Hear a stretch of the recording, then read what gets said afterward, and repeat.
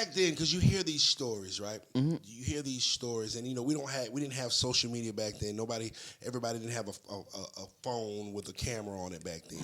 So you kind of had to walk around. It was more dangerous back then That's because what there wasn't no cameras. You gotta remember, man. Like we used to be on tour with UGK, 8 Ball MJG, Shouts out. off in the backwoods in Chattanooga, Mississippi. You gotta remember during them years, we used to show up. It'd be a drug dealer. It'd be a stage set up in the house.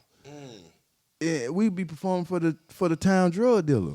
You know what I mean? Like that's what they don't understand, that rap itself was really promoted by the drug scene, especially in them early years. You had artists that went to Jack the Rapper, but Jack the Rapper to an artist back then, if you weren't from New York or LA at that time, all the Atlanta acts was really kind of new.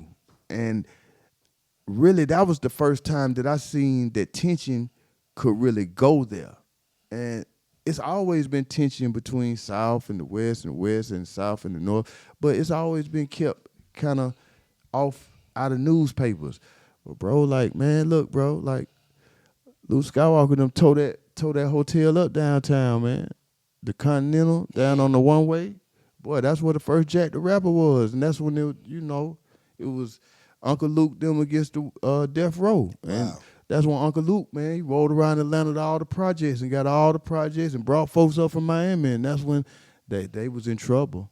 They was in trouble. They had to deal with Georgia boys and Florida boys. It wasn't nice out there, man. And see, a lot of that stuff, we ain't really talk about then because everybody was trying to keep their little situations right. You know what I mean? Everybody was trying to, that's when it was all on the producer like Reek, man. LA call Reek, man. What they doing, man? They messing up the money.